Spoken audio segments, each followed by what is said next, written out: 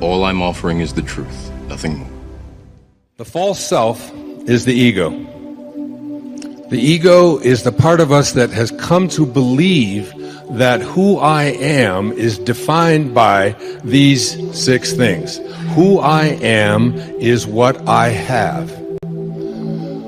And so we spend a big hunk of our life attempting to get as much stuff as we possibly can. The Tao teaches something very different. Let go of everything you have. When I moved to Maui in 2005 full-time, I gave up everything that I owned. Everything. 20,000 books, all of my photographs, records of every description, furniture, all the things in the house, all my clothing, shoes. It was all donated to people who lived on underneath a bypass in Florida. And let go of all of it. So the ego teaches us you are what you have. The Tao teaches us let go of everything that you have. Do less and accomplish more. One of Lao Tzu's most famous observations was, I do nothing and leave nothing undone. My son has taken to becoming a spiritual Taoist. Every time I tell him to do something, he says, I do nothing. And I leave nothing undone. But there's much wisdom in that. I could go on into that. The second thing that the ego teaches us is that who I am is not only what I have, but who I am is what I do, what I accomplish. And so we spend a big hunk of our lives believing that the way that we become, quote, successful, happy, fulfilled, self-actualized, whatever it might be, is on the basis of what I accomplish, what my resume looks like, how many promotions I get. And so we send our children off to school and we ask them to learn to identify themselves on how much they get and what they accomplish. Your grades become more important than what it is that you are studying. What you own, what clothes you wear, what labels you have, and so on. And we become obsessed with this kind of absurdity. And this is the false self at work. The third thing that the ego teaches us is that I am what other people think of me. I am my reputation. So becoming obsessed with our reviews, what people think of us, other people's opinions, getting the approval of others. We talk about peer group approval needs and so on. I have 8 children that aren't concerned about those things. They were never raised with that kind of a mentality. The whole idea of, trying to please other people was something that they consistently heard from their mother and myself, that this isn't important to us. We're not attached to that. And this kind of an attachment. So the Tao teaches us that what you think of me is none of my business.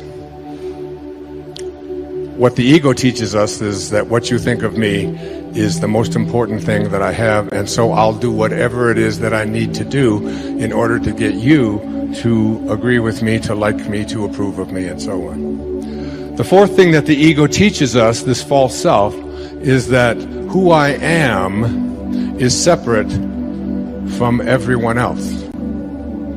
And so we are raised in this world of the false self, which teaches us that we have to be in competition with everyone else. We have to defeat someone else. Being number one is the most important thing, and you see people doing this all the time at football games and you'll see it when the Olympics come up, that the gold medal is more important than anything else. And you'll see people weeping and sobbing over this idea that I have to be better than somebody else in order to be fulfilled in my life.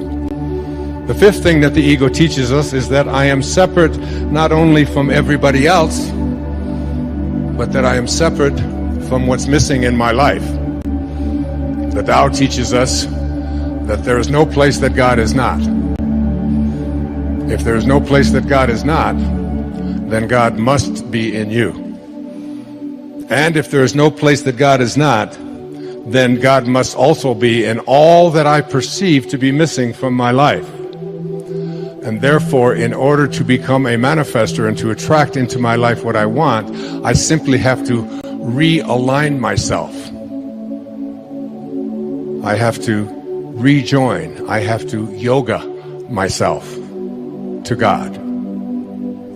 And the most egregious error of the ego is a belief system that says that who I am is separate from God. That God is something outside of me. We have not been raised to understand and believe that at our basic core, what Lao Tzu called our original nature, what we are is love. And all we have to do is be that and live that. There was a great Indian poet. His name was Rabindranath Tagore. And he received the Nobel Prize for Literature in 1913 for a collection of poetry called the Gitanjali.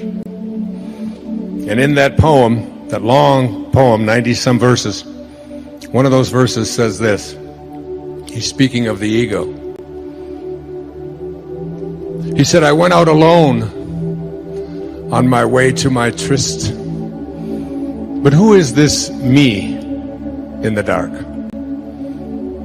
I step aside to avoid his presence, but I escape him not.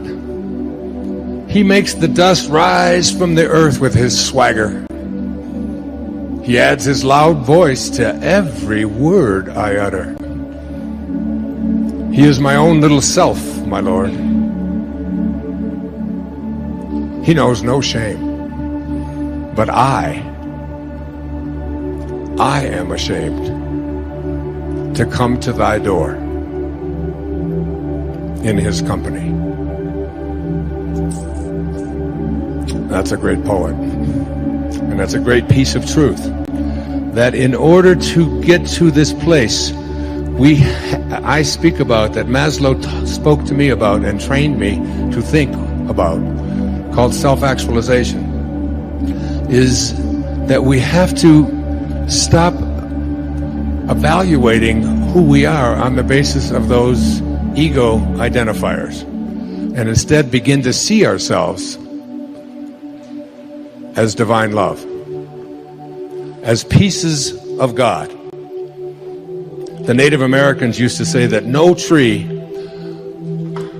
has branches so foolish as to fight among themselves. And look at us. Look at what happened just down the road from here in Colorado a few days ago. What is it about us that we have to create instruments of death in order to feel good about ourselves? What is it about us that we have to destroy each other and be in competition with each other and even create things called weapons? It's why Lao Tzu left the place where he left in ancient China in the time of the Warring States. And a big part of the Tao, something like 31 verses out of the 81 verses, speak to the absurdity of having weapons and killing each other. He said that every death in battle should not be celebrated, but should be mourned, because it gives evidence that we have not reached this place and understand what T.S. Eliot was speaking, this place from which we originated, this place to which we shall return.